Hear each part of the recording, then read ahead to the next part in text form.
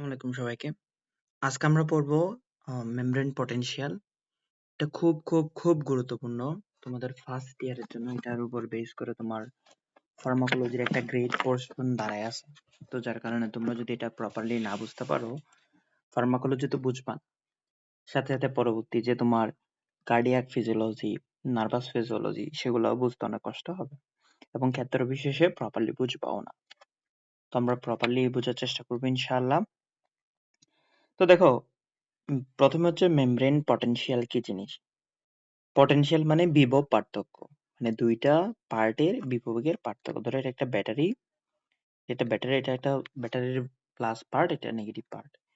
তাহলে এই পার্ট এবং এই পার্টের মধ্যে ভোল্টেজের, এই পার্ট এবং এই পার্টের মধ্যে যে ভোল্টেজের যে ডিফারেন্স, সেটাই হচ্ছে কি বিভব পার্থক্য, তাই না? তো এটা একটা সেল, সেলের ভেতরে থাকে কি আমার আইসিএফ, আর বাইরে থাকে কি ইসিএফ। এখন যেভাবে তুমি কি করছিলা, ব্যাটারির দুইটা পার্টের মধ্যে তুমি বিভব পার্থক্য মাপছিলা, ঠিক যদি তুমি কি করো সেলের ভিতর এবং বাইরের দুইটা পার্টের মধ্যে তুমি কি মাপো, বিভব পার্থক্য মাপো, তাহলে এখানে যে কি পাবা, এখানে যে পটেনশিয়ালের ডিফারেন্স পাবা, মানে বিভবের যে পার্থক্য পাবা, সেটার নাম কি আহ, মানে বিভব পার্থক্য বা পটেনশিয়াল ডিফারেন্স বা পটেনশিয়াল, বুঝছো? তাহলে মেমব্রেন পটেনশিয়াল কি জিনিস? Membrane potential is the electrical voltage difference across the cell membrane. Selective barrier of cell membrane না বলে সেল মেমব্রেন বলতে পারবা। এবং এটা মাপা হয় কোন কিভাবে, মিলিভোল্ট আকারে। এবং এটা কেন জেনারেট হয়? এটা জেনারেট হয় কিভাবে? তুমি এটা লিখবা, জেনারেট হয় due to unequal equal distribution of positive and negative charged ion। অর্থাৎ সেলের সরি আইরো লিখে ফেলছি, আয়ন। অর্থাৎ সেলের ভেতরে পজিটিভ এবং নেগেটিভ চার্জ সমপরিমাণ থাকার কথা, কিন্তু সেলের ভেতরে পজিটিভ চার্জের পরিমাণ একটু কম, যার কারণে সেল কি করে, সেলের ভেতরে নেগেটিভিটিটা একটু বেশি। তা দেখা যায় কি সেলের ভোল্টেজ বাইরের তুলনায় কত, -90 মিলিভোল্ট। আচ্ছা আসো, হুম, এটাই লেখা আছে যে কেন তৈরি হয় এটা। আমরা এখানে একটা জিনিস, কয়েকটা জিনিস আমরা নতুন করে পড়বো, যেগুলো আমাদের এক্সট্রা লাগবে। চলো আসো সেগুলো আমরা দেখি। আসো আমরা দেখি, সেটা হচ্ছে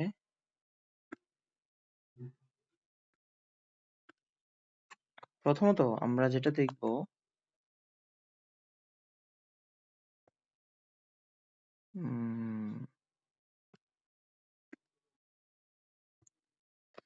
প্রথমত আমরা একটা জিনিস দেখব। এটা একটা ধরো সেল, এটা একটা কি সেল। তাহলে এটা কি, সেলের ভেতরে কি আছে, আইসিএফ আছে। আর সেলের ভেতরে কি, সরি, সেলের ভিতরে আছে আইসিএফ, আর সেলের বাইরে যে ফ্লুইড যেগুলো আছে সবগুলা কি ইসিএফ। ইসিএফ এর মধ্যে তোমার কি কি আছে সেটা আমরা দেখি। ইসিএফ এর মধ্যে আমাদের আছে হচ্ছে ব্লাড আছে, ইসিএফ এর মধ্যে ব্লাড, তারপর হচ্ছে লিম্ফ আছে,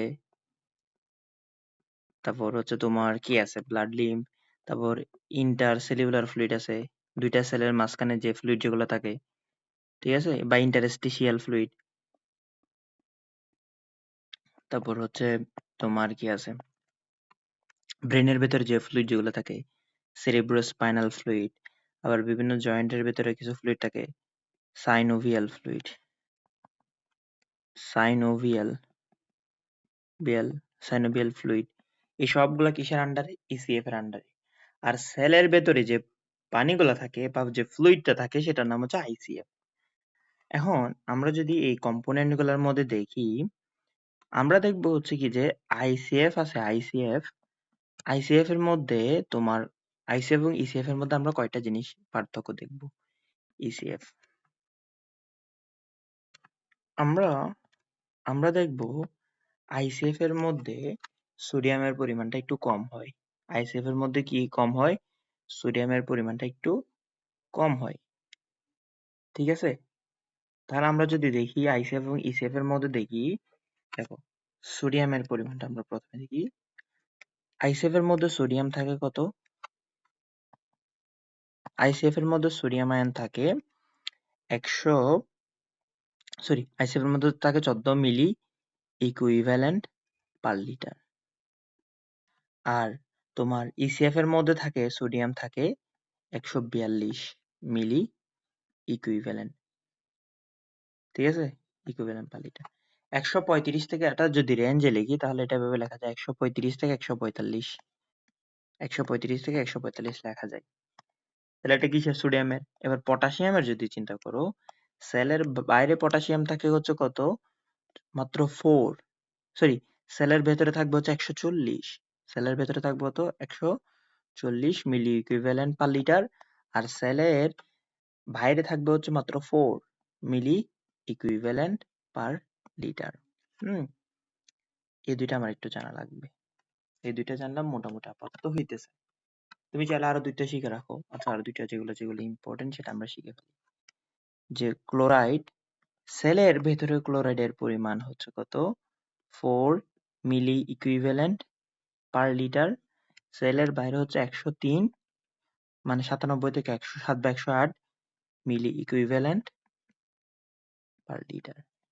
আর ক্যালসিয়ামের ক্ষেত্রে যদি বলি, ক্যালসিয়াম আয়ন থাকে সেলের ভিতরে 0.0001 মিলি ইকুইভ্যালেন্ট পার লিটার। এটা কি? এটা সলিড, এটা হচ্ছে ফ্লুইডে থাকে। এটা মনে রাখবা, ফ্লুইডে থাকে। এই ক্যালসিয়ামটা থাকে কোথায়? ফ্লুইডে থাকে। কিন্তু বারবার বলতেছি, 2.4 মিলি ইকুইভ্যালেন্ট পার লিটার থাকে কোথায়? ইসিএফ এ। দেখো, সেলের ভেতর কিন্তু ক্যালসিয়াম আইসিএফ এর তুলনায় বেশি, কিন্তু সেগুলা বিভিন্ন অর্গানেলস গুলার মধ্যে স্টোর থাকে। কিন্তু সেলের ভেতর যে ফ্লুইড থাকে, সে ফ্লুইডের মধ্যে ক্যালসিয়াম থাকে কত? মাত্র 0.0001। বুঝছি? এটা একটু মাথায় রাখবা। এমনি নর্মালি যদি চিন্তা করো যে সেলের ভেতরে কতটুকু ক্যালসিয়াম আছে আর সেলের বাইরে কতটুকু ক্যালসিয়াম আছে, অ্যামাউন্টের দিকে যদি চিন্তা করো তাহলে দেখবা সেলের ভেতরে ক্যালসিয়ামের পরিমাণটা বেশি। যদি এবার দেখো কতটুকু ক্যালসিয়াম ওই ফ্লুইডের মধ্যে মেশানো আছে, তাহলে দেখবা হচ্ছে কি তোমার ইসিএফ এ ক্যালসিয়ামের পরিমাণটা একটু কম হয়। বুঝতে পারছি? বাট আমার আজকে যতটুকু আছে এটা মুখস্থ করা মানে ভাইবার জন্য, ভাইবা ভাইবা এবং এমসিকিউর জন্য ইম্পর্টেন্ট, এবং হচ্ছে তোমার এমসিকিউর জন্য ইম্পর্টেন্ট। তবে আমার আজকে সোডিয়াম এবং ক্যালসিয়ামের যে সোডিয়াম এবং পটাশিয়াম দিয়ে হয়ে যাবে, এবং মানটাও আমার জানা লাগবে না আজকের জন্য। ঠিক আছে? আমার আজকে জানা লাগবে কি জাস্ট একটা জিনিস, সেটা হচ্ছে কি সেলের ভেতর সোডিয়াম কম, পটাশিয়াম বেশি। তাহলে আমরা লিখবো কি আইসিএফ এ, আমরা যা জানা লাগবে আইসিএফ এ সোডিয়াম, আইসিএফ এ কি সোডিয়াম কম, পটাশিয়াম বেশি। আবার ইসিএফ এ কি পটাশিয়াম কম, ঠিক আছে, পটাশিয়াম কম, সোডিয়াম বেশি। এই জিনিসটা জানলে আমার হয়ে যাবে। বুঝা গেছে?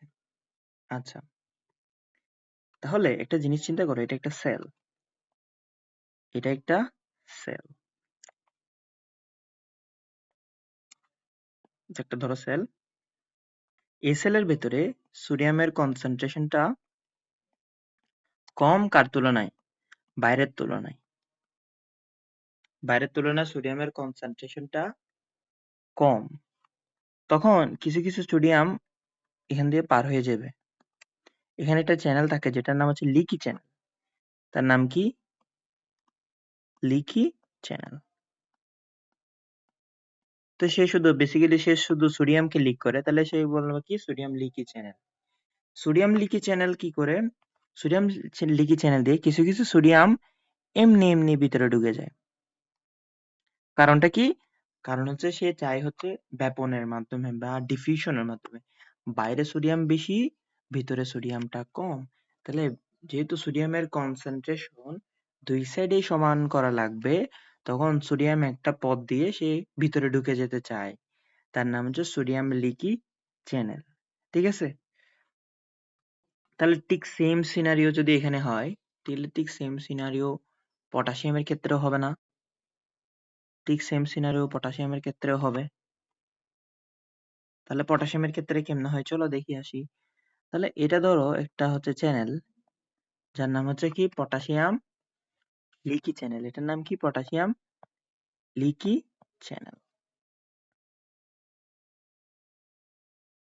দেখো সেলের ভেতরে পটাশিয়ামের কনসেন্ট্রেশন সেলের ভেতরে বেশি, আর পটাশিয়ামের কনসেন্ট্রেশন সেলের বাইরে কম। এই দুইটা হওয়ার কারণে পটাশিয়াম করে কি সেলের ভেতর থেকে এসে বাইরের দিকে চলে যায়। তাহলে এভাবে কি হয়, পটাশিয়াম সেলের বাইরে চলে যায়, সোডিয়াম লিকি চ্যানেল দ্বারা সোডিয়াম সেলের ভিতরে ঢুকে যায়। এতটুকু বুঝতে পারছি আমরা।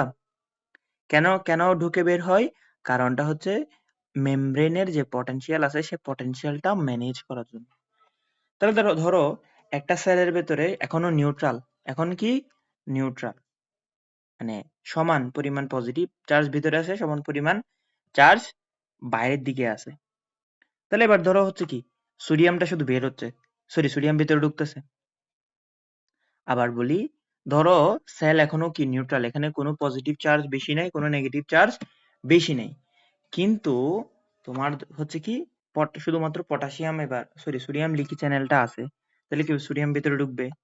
তাহলে আমরা যদি লিখি if only sodium ion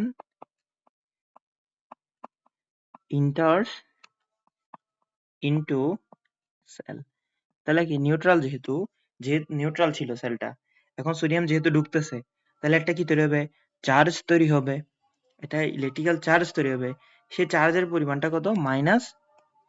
plus 61 milli volt. কারণ দেখো, কারণ হচ্ছে পজিটিভ চার্জ সেলের ভিতরে ঢুকতেছে, তাহলে কি হবে, নিউট্রাল সেল, প্রথমে ধরলাম হচ্ছে সেল নিউট্রাল, পজিটিভ চার্জ যদি সেলের ভেতরে ঢুকে তাহলে কি হবে, পজিটিভ চার্জ তৈরি হবে, সেটা হচ্ছে +61 মিলি ভোল্ট।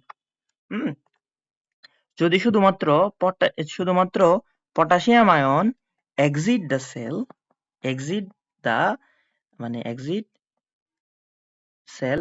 ফ্রম দ্য সেল, তখন এটার মান হবে -94 মিলি volt.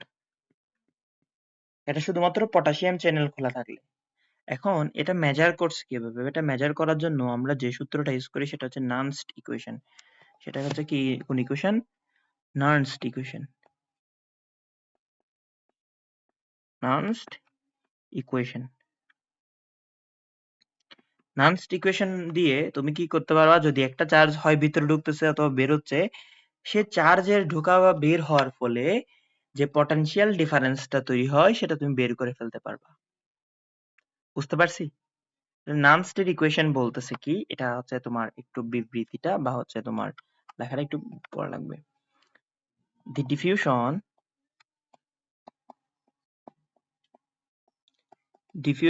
potential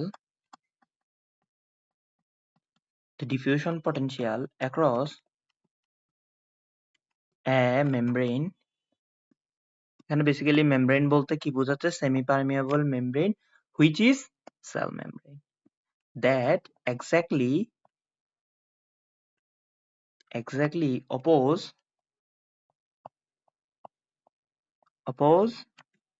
the net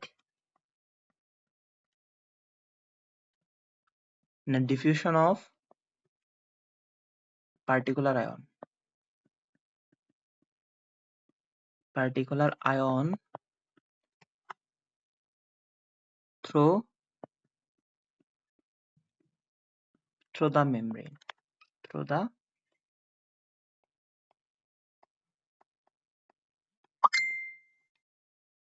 the membrane।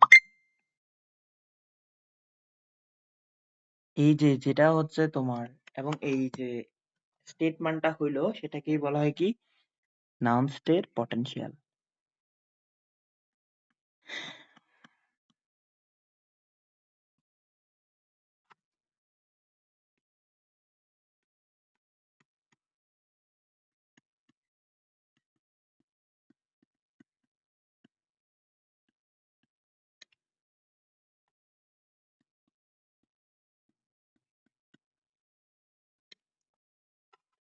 তাহলে এটার হচ্ছে তোমার যদি ম্যাথমেটিক্যাল ফর্মুলাতে নিয়ে আসতে চাও, ম্যাথমেটিক্যাল ফর্মুলাতে হচ্ছে যেটা হচ্ছে তোমার ইলেকট্রোম্যাগনেটিক ফোর্স বা ভোল্টেজ, আমরা ভোল্টেজ লিখবো, মানে পটেনশিয়াল ডিফারেন্স যেটা আছে সেটা হচ্ছে কত, সেটা হচ্ছে -61 ইন্টু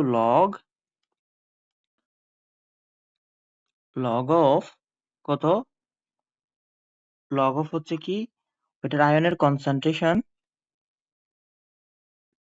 আউটসাইড, কনসেন্ট্রেশন ইনসাইড, বুঝছো? আউটের কনসেন্ট্রেশন ভার্সেস আউট যে কনসেন্ট্রেশন, সরি উল্টা লিখছি,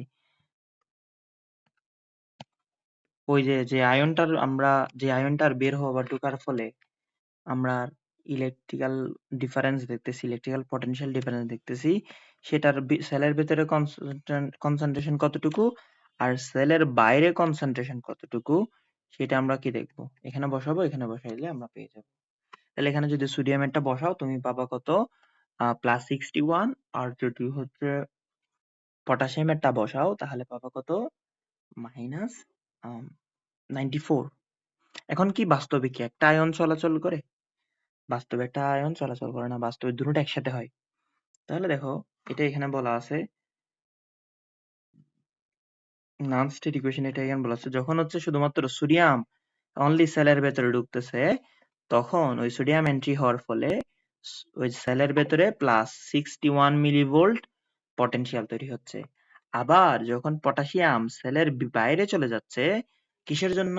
কারণ সেলের বাইরে পটাশিয়ামের কনসেন্ট্রেশনটা কম, তাহলে তখন কি তৈরি হচ্ছে, 94 মিলিভোল্ট ভোল্টেজ তৈরি হচ্ছে। এখন বাস্তবে তো একসাথে একটা হয় না, বাস্তবে দুটোটা একসাথে হয়। দুটোটা একসাথে হওয়ার কারণে মানে দুটোটা একসাথে যখন হয়, তুমি যখন দুটোটার জন্য মেজার করবা তখন এই সূত্রটা হয়ে যায়, একটু চেঞ্জ হয়ে যায়, যে হচ্ছে সোডিয়ামের কনসেন্ট্রেশনের সাথে সোডিয়ামের কনসেন্ট্রেশন এবং হচ্ছে যে সোডিয়ামের কনসেন্ট্রেশন এবং হচ্ছে সোডিয়ামের পটেনশিয়াল এটা দিয়ে গুণ করবা, ঠিক আছে? তো এইভাবে গুণ করলে তুমি যখন দুইটাই একসাথে ইকুয়েশনের জন্য গুণ করবা তখন তুমি পাবা কত, সোডিয়াম এবং পটাশিয়ামের কারণে সোডিয়াম এন্ট্রি, পটাশিয়াম, তারপর এক্সিট, এই দুইটার জন্য একসাথে মেজার করবা তখন তুমি পাবা কত, তুমি পাবা হচ্ছে -86 মিলি ভোল্ট, -86 মিলি ভোল্ট তুমি পাবা। তাহলে -86 যদি তুমি পাও তাহলে এটা কিসের জন্য? সোডিয়াম এবং পটাশিয়াম চ্যানেল এক্সিটের কারণে। ওকে ফাইন, পটাশিয়াম ঢুকতেছে। তাহলে এখানে আরেকটা জিনিস আমি এড করি, ক্যান্সেল।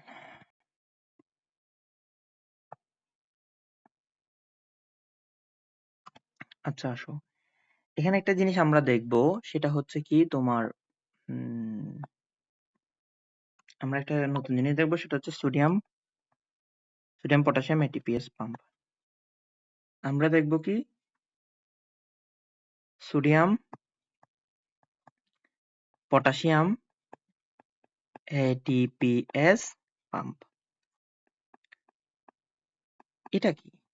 এটা হচ্ছে তোমার সেল মেমব্রেন, এতক্ষণ আমরা কি পাইছিলাম, লিকি চ্যানেল পাইছিলাম, তাই না? যে সোডিয়াম লিকি চ্যানেল দিয়ে সোডিয়াম সেলের ভেতরে ঢুকতেছে, পটাশিয়াম লিকি চ্যানেল দ্বারা পটাশিয়াম সেলের বাইরে যাচ্ছে, তাই না? এরকম সেল মেমব্রেনের গায়ে আরেকটা হচ্ছে কি আছে, পাম্প আছে, পাম্প আছে। এটা হচ্ছে সেই পাম্প, ধরো এটা হচ্ছে সেই পাম্প। এই পাম্পের একটা ক্ষমতা আছে, পাম্পের হচ্ছে কি তোমার, এটার নাম হচ্ছে সোডিয়াম পটাশিয়াম এটিপিএস পাম্প, এস পাম্প। এ করে কি, এ হচ্ছে এর এখানে একটা সাইট আছে, এখানে একটা সাইট আছে, এখানে একটা সাইট আছে, এখানে বাইরের দিকে একটা সাইট আছে, তার ভিতরের দিকে একটা সাইড আছে, বাইরের দিকে একটা সাইড আছে। ভিতরের দিকে সাইডে সে 3টা সোডিয়াম এর সাথে অ্যাড হয়, আর বাইরের দিকে সাইডের সাথে 2টা পটাশিয়াম অ্যাড হয়। এবং এখানে একটা আরেকটা প্লেস আছে যেখানে এটিপি যুক্ত হবে, এটিপি যুক্ত হয় এখানে, ধরো এটিপি যুক্ত হলো। এখন হবে কি, যখন তোমার তিনটা জায়গায় তিনজন অ্যাটাচ হবে, ভিতরের দিকের সাইডে সোডিয়াম, উপরের দিকে সোডিয়াম আয়ন, আর বাইরের দিকে হচ্ছে দুইটা পটাশিয়াম আয়ন, নিচের দিকে এটিপি যুক্ত হবে, তখন এটিপিটা ভেঙে কি হয়ে যাবে, এডিপি তৈরি হয়ে যাবে, মানে কিছু এনার্জি রিলিজ হবে। সে এনার্জি দিয়ে আমার কি হবে, সেই এনার্জিটার মাধ্যমে এই তিনটা সোডিয়াম সে হবে কি সেলের বাইরে চলে যাবে, এবং দুইটা পটাশিয়াম সেলের ভিতরে ঢুকে যাবে। বুঝতে পারছো? তাহলে আবার বলি, সোডিয়াম পটাশিয়াম এটিপিএস পাম্প করে কি, সে হচ্ছে সে হচ্ছে দুইটা সোডিয়ামকে হচ্ছে কি করে, দুইটা সোডিয়াম সরি তিনটা সোডিয়ামকে সেলের বাইরে পাঠায় দেয়, এবং একটা হচ্ছে সরি দুইটা পটাশিয়ামকে সে সেলের ভিতরে ঢুকায়। তাহলে দেখো, প্রতি ক্ষেত্রে এই মানে প্রতিবার হচ্ছে একটা একটা করে কি পজিটিভ চার্জ চার্জ কম ঢুকাচ্ছে না সেলের ভেতর, সেলের ভেতর প্রতিবার হচ্ছে একটা একটা করে করে কম পজিটিভ চার্জ যুক্ত তিনটা বেরোচ্ছে, দুইটা ঢুকতেছে, মানে একটা একটা পজিটিভ চার্জ লস হচ্ছে। তাহলে এর মাধ্যমে তার হচ্ছে অ্যাকশন পটেনশিয়াল, সরি, এর মাধ্যমে মেমব্রেনের এই যে সোডিয়াম সোডিয়াম পটাশিয়াম এটিপিএস পাম্পের মাধ্যমে মাধ্যমে সেল মেমব্রেনের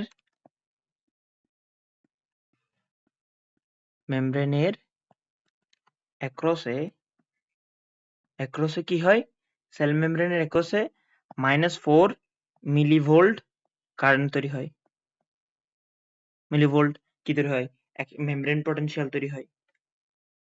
বুঝতে পারছি? আচ্ছা, তাহলে এবার আমি একটু যদি কম্বাইন করি, দেখো সোডিয়াম পটাশিয়াম যখন একসাথে কি হচ্ছে, সোডিয়াম সোডিয়াম যখন সোডিয়াম এবং হচ্ছে এবং পটাশিয়াম লিকি চ্যানেল দিয়ে লিকি চ্যানেল লিকি চ্যানেল দিয়ে লিকি চ্যানেল দিয়ে সোডিয়াম কি হচ্ছে, সোডিয়াম সেলের ভেতরে কি ঢুকতেছে, সেলের ভেতরে এন্ট্রি নিচ্ছে, এটা কন্টিনিউয়াসলি এন্ট্রি নিচ্ছে। পটাশিয়াম কি হচ্ছে, পটাশিয়াম সেলের বাইরে চলে যাচ্ছে।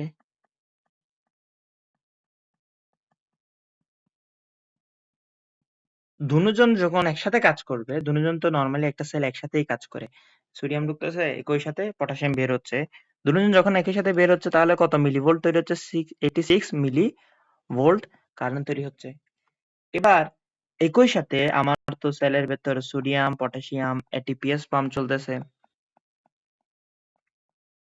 এটিপিএস পাম্প, সেই সোডিয়াম পটাশিয়াম এটিপিএস পাম্পের কারণে -4 মিলিভোল্ট কি তৈরি হচ্ছে, কারেন্ট তৈরি হচ্ছে। এবং তাহলে তোমার সেলের ভেতরে কারেন্ট কতটুকু দাঁড়ালো, সেলের ভেতরে কারেন্ট দাঁড়ালো কত, -90 মিলি ভোল্ট। বুঝতে পারছি? এটা হচ্ছে টোটাল।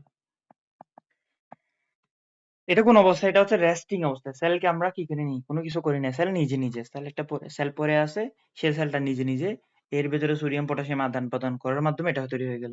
তাহলে এটা পটেনশিয়ালটা কোন ধরনের পটেনশিয়াল, এটা হচ্ছে resting resting membrane membrane potential. তাহলে রেস্টিং মেমব্রেন পটেনশিয়াল কত, -90 মিলি ভোল্ট, সরি -90 মিলি ভোল্ট।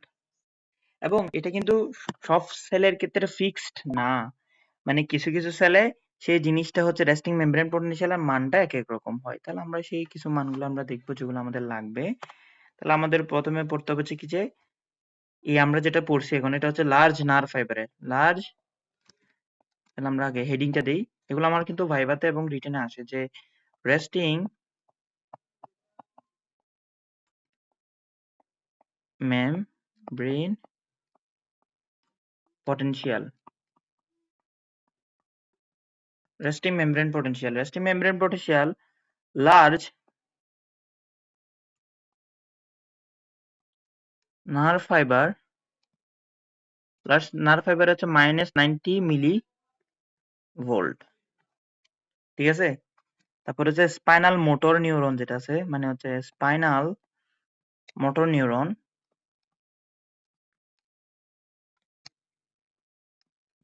স্পাইনাল মোটর নিউরনে সেটার পরিমাণ হচ্ছে -70 মিলি ভোল্ট।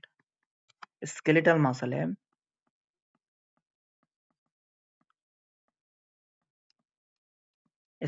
মাসলে সে নার্ভ ফাইবার গিয়া কত -90 মিলি ভোল্ট। এটা কিন্তু চেঞ্জ হয়, বুঝছো? স্কেলেটাল -85, মানে 85, অ্যারাউন্ড 85 এর দিকে থাকে। বাট আমি হচ্ছে আমাদের স্যারের শেষ স্লাইডটা গিয়ে লিখে দিচ্ছি, ঠিক আছে? এটা কিন্তু এক এক বই এক এক রকম থাকে, যেখান থেকে যে কোনো একটা স্ট্যান্ডার্ড বুক থেকে শিখলে ভালো হয়। Smooth muscle fibre, smooth muscle ফাইবারের ক্ষেত্রে সেটার মাসেলের ইয়ে কত -40 থেকে -42 -60 মিলি ভোল্ট। এবং হচ্ছে আরবিসির ক্ষেত্রে সেটা একদম কম, আরবিসির ক্ষেত্রে সেটার পরিমাণ কত -9 মিলি ভোল্ট। এটা কিন্তু খুব কিছু কিছু কমন জিনিসের আর কি। তো একটু হচ্ছে নিজেরা নিজেদের মতো করে শিখে নিবা। এটা হচ্ছে গাইড থেকে শিখতে পারো বা হচ্ছে তোমার গাইডন থেকে শিখতে পারলে একদম একুরেট। এখানে জিনিসটা আমি যেটা পড়ায় রাখছি সেটা হচ্ছে যখন সোডিয়াম লিকি চ্যানেল এবং পটাশিয়াম লিকি চ্যানেল একসাথে কাজ করে তখন হচ্ছে অ্যাকশন পটেনশিয়ালটা দ্বারা মেমব্রেন পটেনশিয়ালটা দাঁড়ায় কত -86 মিলিভোল্ট, এবং সোডিয়াম পটাশিয়াম এটিপিএস পাম্পের কারণে সেটা হচ্ছে -4 মিলিভোল্ট, এবং টোটাল কত -90 মিলিভোল্ট। আচ্ছা, এবার হচ্ছে তাহলে আমরা মেমব্রেন পটেনশিয়ালের যে রেস্টিং মেমব্রেন পটেনশিয়ালটা আমরা পড়ে ফেলছি, ঠিক আছে? তো আসলে রেস্টিং মেমব্রেন পটেনশিয়াল যদি আমরা পড়ে ফেলি, এবার আমাদের কিছু জিনিস লাগবে। সেই জিনিসটা হচ্ছে কি, মেমব্রেন পটেনশিয়াল নিয়ে আর কিছু জানবো। সেটা হচ্ছে দেখো, মেমব্রেন পটেনশিয়াল হচ্ছে দুই টাইপের। মেমব্রেন পটেনশিয়াল হচ্ছে কয় টাইপের? দুই টাইপের। একটা হচ্ছে কি রেস্টিং মেমব্রেন পটেনশিয়াল, যেটাকে আমরা বলি রেস্টিং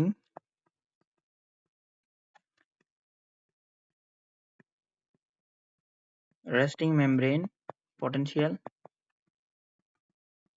আর একটা নাম কি? আরেকটা নাম হচ্ছে action potential.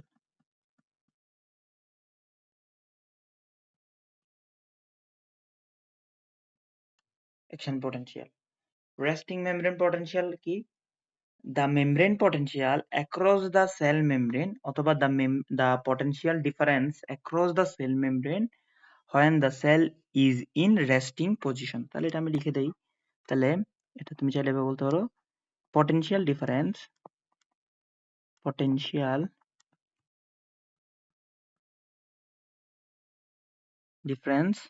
across the cell membrane across the cell membrane, potential difference across the cell membrane when the cell is in resting position। Resting এর পজিশন না লিখে রেস্টিং স্টেট লিখি, এটা মোর একুরেট। আর অ্যাকশন পটেনশিয়ালের এক এক বই, মানে এক এক স্যার এক এক সংজ্ঞা ফলো করেন, ডেফিনেশন ফলো করেন। লেকচারের স্লাইডে যে টিচার যে স্লাইডটা দেয় সেই স্লাইডটার মতোই পড়ে নিবা। হুম, এবার আসো আমরা কিছু বিস্তারিত জিনিসপাতি আমরা একটু পড়বো, যেটা আমাদের আসলে পড়ানো দরকার। হুম, তাহলে আমরা এক টাইপের এখন লিকি চ্যানেল পড়ছি, সোডিয়াম পটাশিয়াম পাম্প পড়ছি। তাহলে আমাদের এখন কিছু জিনিস পড়তে হবে, সেটা একটা জিনিস পড়তে হবে, সেটা হচ্ছে voltage gated channel. Voltage gated channel, আসলে এগুলোর জন্য আমি একটা ভিডিও বানাই দিব, যে ট্রান্সপোর্টার প্রোটিন নিয়ে চ্যানেল। ভোল্টেজ গেটেড চ্যানেল কি? যে চ্যানেলটা চার্টেন ভোল্টেজে ওপেন হয়, চার্টেন ভোল্টেজে ক্লোজ হয়। তাহলে যে চ্যানেলটা 10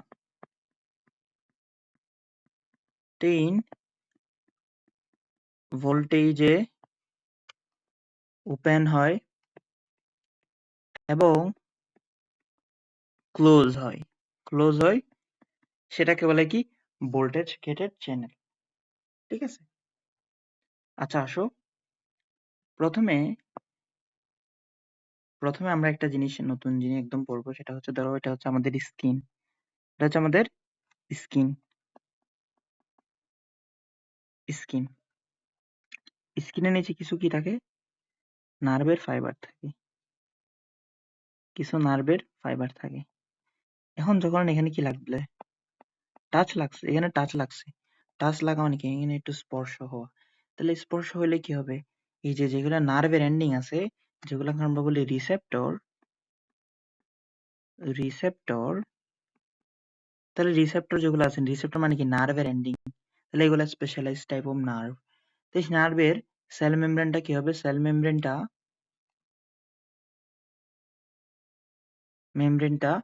ডিফর্ম হবে। ডিফর্ম হবে মানে একটু চেঞ্জ হবে। ঠিক আছে? আবার ধরো হচ্ছে কি যে এটা স্কিন, তাহলে কি এইখানে হচ্ছে তোমার এটা হচ্ছে নার্ভের এন্ডিং। ঠিক আছে? এখানে কি হলো? এবার এখানে কি একটা এসিড পড়ছে। তাহলে এসিড পড়ার কারণে কি হবে? এখানে হচ্ছে সেল এসিড পড়ছে, এসিড পড়লে এখানে হচ্ছে জ্বলবে। তাহলে এখানে কি হবে? এই যে তোমার রিসেপ্টর যেটা আছে, রিসেপ্টর রিসেপ্টর হচ্ছে কি সেল মেমব্রেনে কি লাগবে? সেল মেমব্রেনে হচ্ছে কি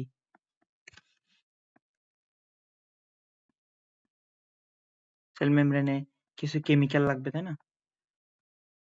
এমনি কিছু কেমিক্যাল লাগবে। যখন সেল মেমব্রেন ডিফর্ম হয় তখন কিছু হচ্ছে mechanical gated sodium channel open হয়। Mechanical gated sodium channel. Mechanical gated sodium channel মানে কি? কিছু সোডিয়াম চ্যানেল যেগুলা কি হয়? ডিফর্ম হলে ওপেন হয়। তাহলে এটা হচ্ছে ধরো এটা হচ্ছে সেল মেমব্রেন, এটা হচ্ছে ওই নিউরনের সেল মেমব্রেন। নিউরনের সেল মেমব্রেনে কিছু কি ছিল? গেট ছিল, যেগুলা কি ছিল? যেগুলা ক্লোজড অবস্থায় ছিল। যখন ডিফর্মিটি হয়েছে, যখন হচ্ছে কি হইলো? সেল মেমব্রেনটা একটু ডিফর্ম হইলো, যখন সেল মেমব্রেনটা একটু ডিফর্ম হইলো বা একটু তার শেপ সাইজটা চেঞ্জ হয়ে গেল, তখন কি হবে? এই যে সোডিয়াম চ্যানেলটা কি হবে? ওপেন হয়ে যাবে। এটা কি হয়ে গেল? ওপেন হয়ে যাবে। ওপেন হইলে কি সোডিয়াম ভেতরে ঢুকে যাবে, তাই না? মানে কারণ কি সেলের ভেতরে সোডিয়ামটা কম, তাহলে কি হবে? সোডিয়াম এন্ট্রি নিবে। ঠিক আছে? আবার ঠিক সেম রিসেপ্টর যে ভিতরের সরি রিসেপ্টর আছে, রিসেপ্টর যখন লাগবে এখানে কি হবে? এখানে হচ্ছে লিগান গেটেড সোডিয়াম চ্যানেল লাগবে। মানে এটা হচ্ছে ধরো এটা ওখানে কি অবস্থায় আছে? ক্লোজড অবস্থায় আছে, ক্লোজড অবস্থায়। কিন্তু যখন কিছু সার্টেন কেমিক্যাল লাগবে তখন হবে কি? এই রোডটা খুলে যাবে। রোডটা খুলে যাবে, তখন এটার নাম কি? লিগান গেটেড সোডিয়াম চ্যানেল। বুঝছো?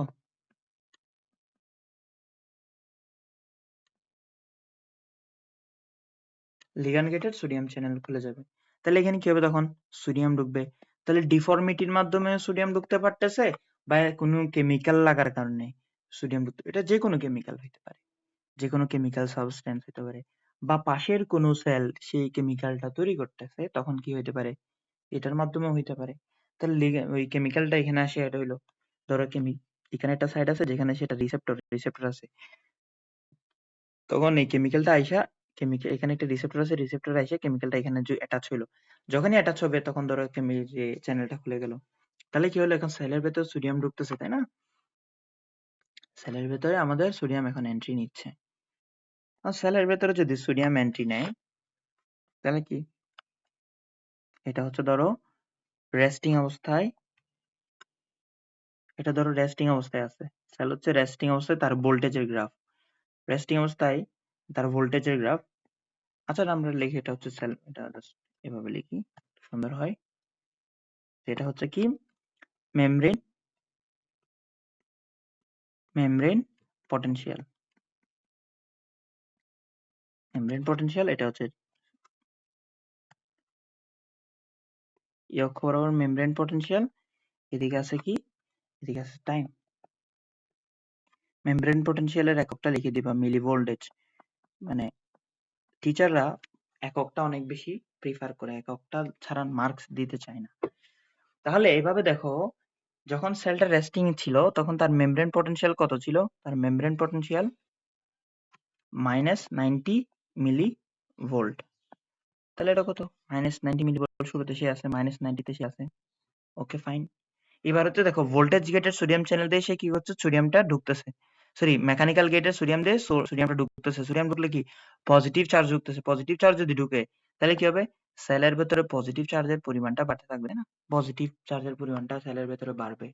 আর সেলের ভেতরে যদি পজিটিভ চার্জের পরিমাণটা বাড়ে তাহলে কি একসময় গিয়ে গিয়ে ভোল্টেজটা বাড়বে।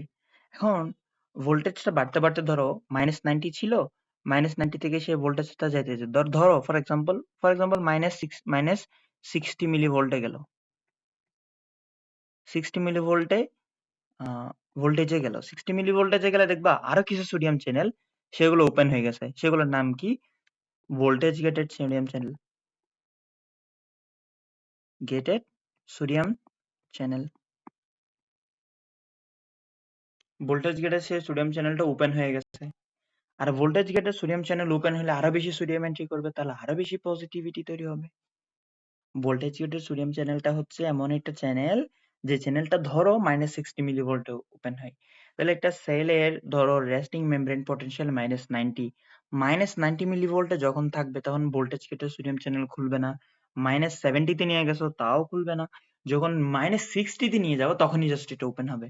তাহলে এখানে এটা তাহলে এটা কিসের জন্য? প্রথমে এটা কিসের জন্য? এটা এই জাস্ট এই পার্টটা আসছে কেন? এই পার্টটা আসছে তোমার হয় লিগ্যান্ড গেটেড বা হচ্ছে তোমার মেকানিক্যাল গেটেড সোডিয়াম চ্যানেলের জন্য। মেকানিক্যাল গেটেড সোডিয়াম চ্যানেলের জন্য।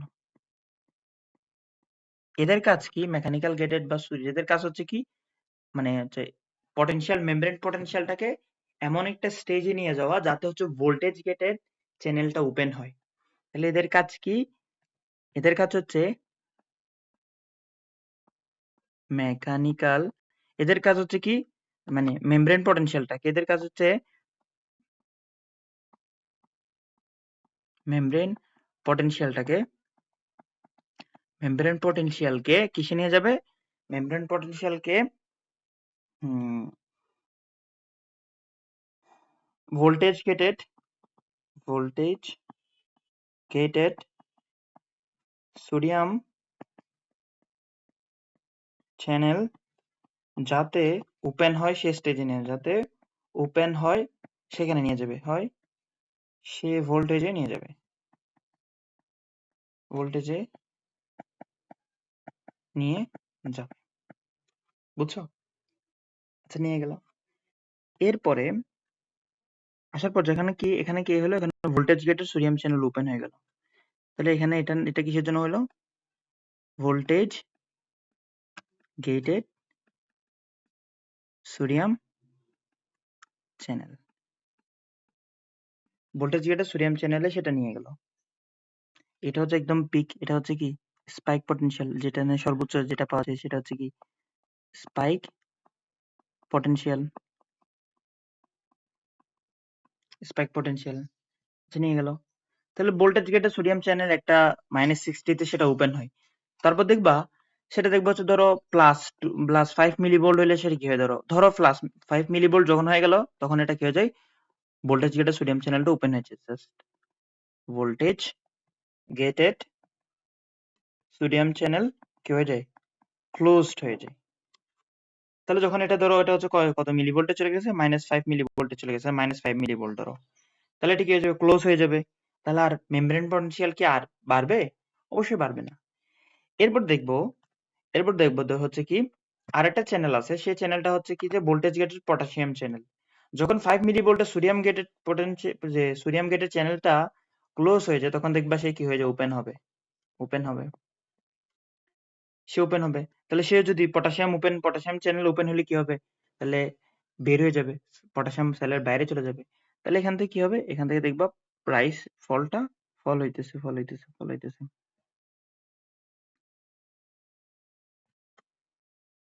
তাহলে এটা কি হলো? এটা কেন হইলো? এটা হইলো কেন? এটা হলো কি voltage gated potassium channel open হয়েছে বলে। ওপেন হওয়ার কারণে কি হলো, সেলের ভিতর থেকে পটাশিয়াম চলে যাচ্ছে, বাইরে চলে যাচ্ছে। স্পাইক পটেনশিয়ালে কি হয়, ভোল্টেজ গেটেড সোডিয়াম চ্যানেল কি হয়ে যায়, সোডিয়াম চ্যানেল ক্লোজ। বুঝছো? আচ্ছা, তাহলে এটা আস্তে আস্তে আস্তে আস্তে কই চলে আসবে, জিরোতে চলে আসবে। এখন জিরো থেকে নিচে একটু নিচে নেমে যায়, কারণটা কি জানো? যেটা হচ্ছে কি, voltage gated potassium channel slow to open and close. সেই মানে ওপেন হইতে এবং খুলতে একটু কি লাগে, দেরি করে।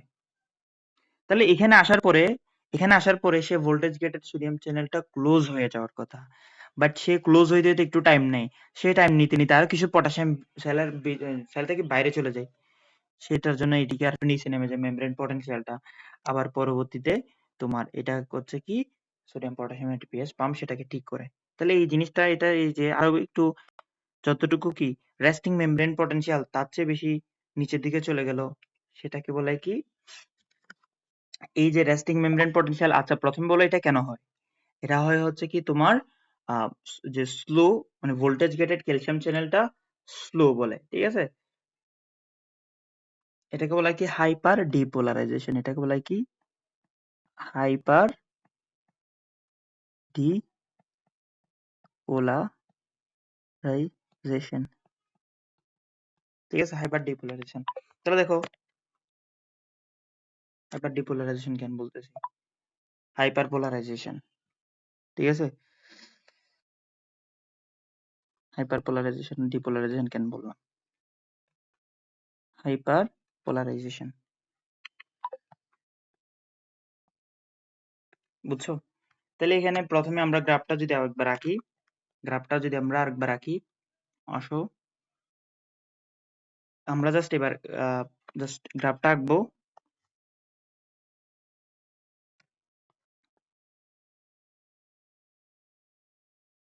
এদিকে আছে কে, টাইম, এদিকে আছে কি ভোল্টেজ বা মেমব্রেন পটেনশিয়াল, সেটা হচ্ছে কি মিলিভোল্ট আকারে আছে, ঠিক আছে, মিলিভোল্ট আকারে জিনিসটা আছে। তাহলে দেখো, এটা হচ্ছে রেস্টিং মেমব্রেন পটেনশিয়াল।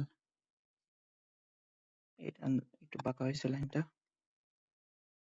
তাও ঠিক আছে। এটা হচ্ছে রেস্টিং মেমব্রেন পটেনশিয়াল।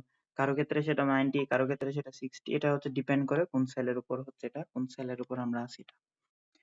তাহলে এটা কি হলো, প্রথমে এই যে কোন চ্যানেল ওপেন হলো, প্রথমে হচ্ছে মেকানিক্যাল গেটেড বা লিগ্যান্ড গেটেড চ্যানেলটা ওপেন হলো, যার কারণে ভোল্টেজ বাড়তে বাড়তে বাড়তে বাড়তে voltage gated sodium channel open করে ফেললো।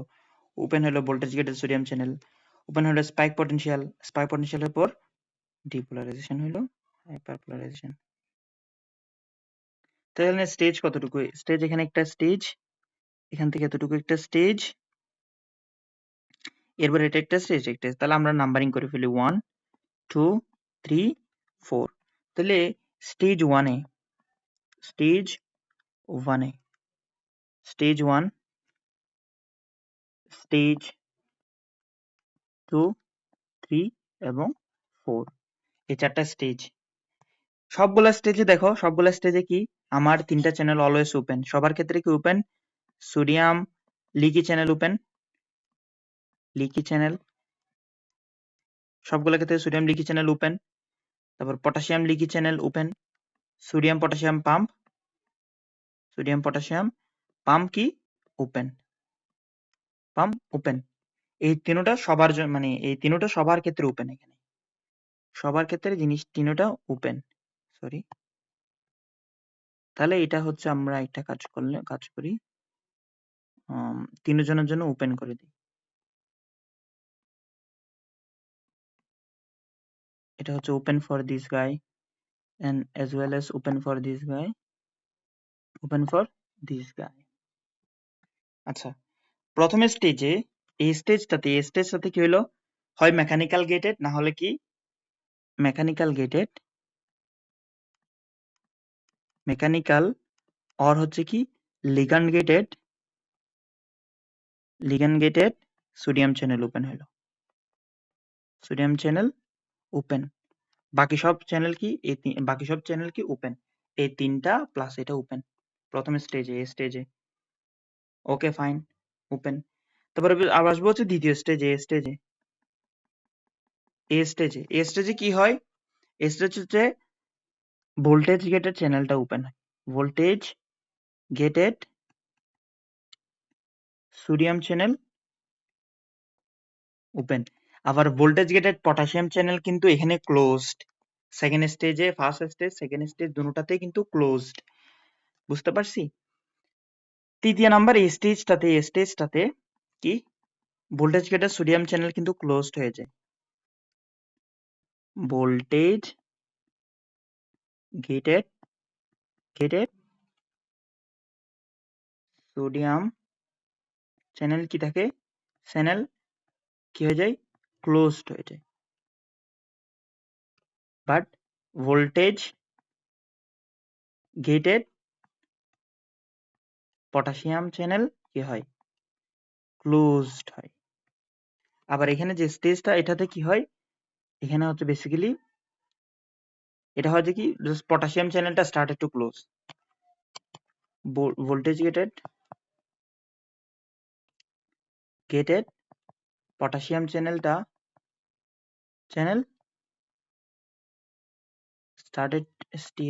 started slowly to close,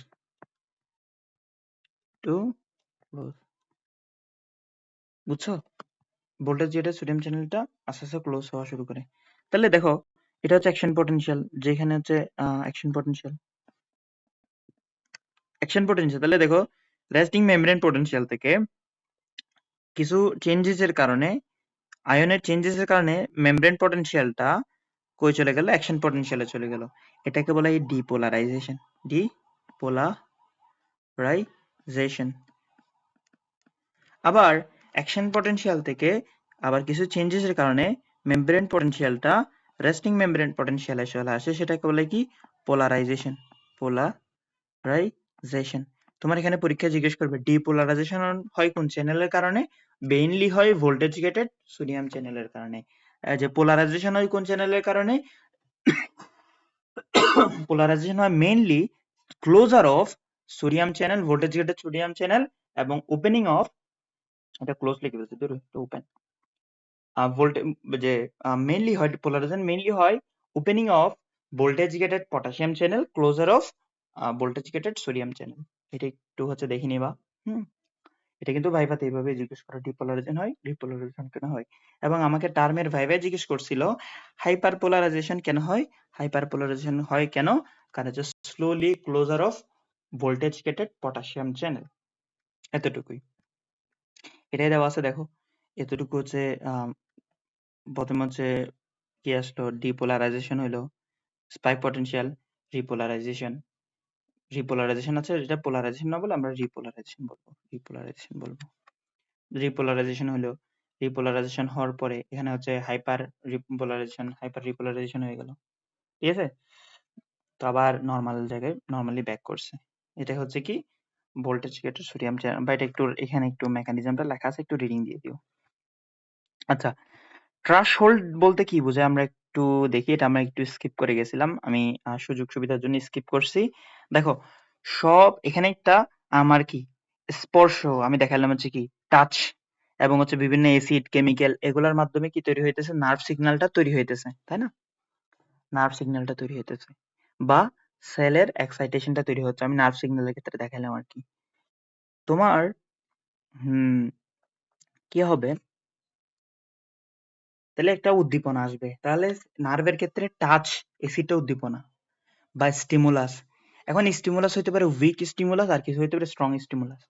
তাহলে স্টিমুলাস কি হইতে পারে, উইক এবং স্ট্রং হইতে পারে।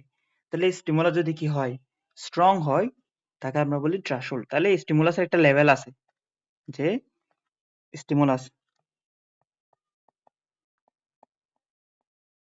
মানে কি, changes of environment, changes of environment. এখন স্টিমুলাস হইতে পারে কয় টাইপের, দুই টাইপের, স্টিমুলাস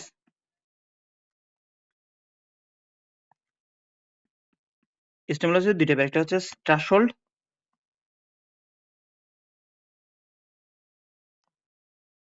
স্টিমুলাস, আর একটা হচ্ছে সাব থ্রেশহোল্ড, স্টিমুলাস। এখন যে স্টিমুলাসটা অ্যাকশন পটেনশিয়াল জেনারেট করতে পারে, অ্যাকশন পটেনশিয়াল জেনারেট করতে পারে, পটেনশিয়াল জেনারেট করতে পারে তাকে বলে কি থ্রেশহোল্ড স্টিমুলাস। আর যেটা হচ্ছে অ্যাকশন পটেনশিয়াল জেনারেট করতে পারে না সেটা হচ্ছে সাব থ্রেশহোল্ড স্টিমুলাস। তাহলে ধরো একটা হচ্ছে প্রতিটা সেলের ক্ষেত্রে আমরা পড়ছি কি রেস্টিং মেমব্রেন পটেনশিয়াল একটা থাকে, রেস্টিং মেমব্রেন পটেনশিয়াল। আর একটা থাকবে হচ্ছে কি থ্রেশহোল্ড, আর একটা থাকবে কি অ্যাকশন পটেনশিয়াল, অ্যাকশন পটেনশিয়াল। এখন আমার স্টিমুলাসটা ধরো একদম উইক, স্টিমুলাসটা একদম দুর্বল, তখন হচ্ছে কি এনাফ পরিমাণ মেকানিক্যাল গেটেড বা ligand gated sodium channel open হবে না। ওপেন যদি না হয় তাহলে এটা কি বেশি পরিমাণ ভোল্টেজ তৈরি করতে পারবে না, ভোল্টেজ গেটেড সোডিয়াম চ্যানেল তৈরি করতে পারবে না, তখন আবার কি হয়ে যাবে, সেটা আবার ঠিক হয়ে যাবে, আবার নিচে নেমে ফ্ল্যাট হয়ে যাবে। কিন্তু ধরো স্টিমুলাসটা স্ট্রং, তখন সেটা হচ্ছে ভোল্টেজ গেটেড পটাশিয়াম থ্রেশহোল্ড লেভেলটাকে ক্রস করছে বা ভোল্টেজ গেটেড পটাশিয়াম চ্যানেলকে ওপেন করতে পারছে, যার কারণে থ্রেশহোল্ড লেভেল ক্রস হলো, তাহলে সেটা কি তৈরি করে হলো, অ্যাকশন পটেনশিয়াল তৈরি করতে পারবে। তাহলে যে সিগন্যাল থ্রেশহোল্ড লেভেল পর্যন্ত নিয়ে যেতে পারে, মানে ভোল্টেজটাকে, হোক তা ভোল্টেজ গেটেড সোডিয়াম চ্যানেলের মাধ্যমে বা হচ্ছে মেকানিক্যাল গেটেড সোডিয়াম চ্যানেলের মাধ্যমে বা আদার্স কোনো চ্যানেলের মাধ্যমে, সেটা থ্রেশহোল্ড পর্যন্ত নিয়ে গেলে সেটা অ্যাকশন পটেনশিয়াল জেনারেট হবে। যদি কি থ্রেশহোল্ড পর্যন্ত নিতে না পারে তাহলে এটা অ্যাকশন পটেনশিয়াল জেনারেট করবে না। এটা একটু বলার ছিল। রিফ্র্যাক্টরি পিরিয়ড, রিফ্র্যাক্টরি পিরিয়ড আমরা পরে পড়বো, এটা কার্ডিয়াক মাসলে পড়বো, ঠিক আছে। রিফ্র্যাক্টরি পিরিয়ডটা নার্ভ সিগন্যালের কন্ডাকশনটা আমরা হচ্ছে পরবর্তী স্লাইডে পড়বো, পরবর্তী ক্লাসে পড়বো, যেখানে হচ্ছে আমরা নার্ভের কন্ডাকশনটাও দেখাই দিব। আচ্ছা, এবার ধরো হচ্ছে কি আমি একটা কাজ করলাম যে ভোল্টেজ গেটের সোডিয়াম চ্যানেল ওপেন হওয়ার কারণে অ্যাকশন পটেনশিয়াল তৈরি হইতেছে। অ্যাকশন পটেনশিয়াল মানে হচ্ছে যে মানে যে সেলের যে কাজ সে সেল সে কাজ করবে। একটা সেলের কাজ ধরো নার্ভ সিগন্যালের কাজ কি, ইম্পালস ক্যারি করা, ওই যে সেন্সেশন ক্যারি করা, তাই না? তাহলে অ্যাকশন পটেনশিয়াল জেনারেট হলে নার্ভ সিগন্যাল কি করবে, নার্ভ সেল এই যে তোমার কি ইম্পালস ক্যারি করবে। ধরো একটা সেলের কাজ হচ্ছে কি কন্ট্রাকশন করা, তাহলে অ্যাকশন পটেনশিয়াল যখন একটা মাসল সেলে আসবে তখন ওই মাসলটা কন্ট্রাক্ট করবে, মানে যে সেলের কাজ যে কাজ সে কাজ করবে। ধরো কিছু গ্ল্যান্ডে গেল অ্যাকশন পটেনশিয়াল, তাহলে ওই গ্ল্যান্ডের কাজ সিক্রেশন করে, তাহলে সিক্রেশন করবে, তাই না? এখন ধরো কোনোভাবে ভোল্টেজ গেটেড চ্যানেলের কারণে তো sodium channel, voltage gated sodium চ্যানেলের কারণে তো অ্যাকশন পটেনশিয়াল তৈরি হচ্ছে, তাই না? এখন আমরা যদি কোনো কারণে ভোল্টেজ গেটেড সোডিয়াম চ্যানেলটা ক্লোজ করে দিতে পারি তাহলে কি অ্যাকশন পটেনশিয়াল আর তৈরি হবে না, আর অ্যাকশন পটেনশিয়াল তৈরি না হলে কাজ করবে না। এটাই করা হয় লোকাল অ্যানেস্থেসিয়াতে। তাহলে আমরা এখানে একটা সাইড নোট লিখে রাখবো যে হচ্ছে কি আমরা এখানে লিখে রাখবো যেটা হচ্ছে ক্লিনিকালে করে কি লোকাল অ্যানেস্থেসিয়া যেটা আছে লোকাল অ্যানেস্থেসিয়াতে করে কি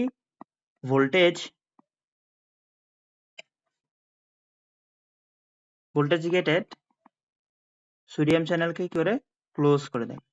আর যখন ভোল্টেজ গেটেড সোডিয়াম চ্যানেলকে সে ক্লোজ করবে তখন কি হবে, অ্যাকশন পটেনশিয়াল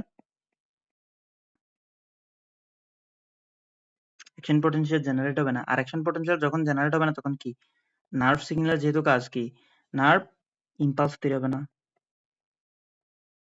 আর নার্ভ ইম্পালস তৈরি না হলে ব্যথা হবে না, ঠিক আছে? ব্যথা হয়তো কিসের কারণে, নার্ভ সিগন্যাল ইম্পালস তৈরি করে বলে, তার মানে নার্ভ সিগন্যালটাকে ইম্পালস তৈরি করার কোয়ালিটিটাকে অফ করে দিলাম, ঠিক আছে?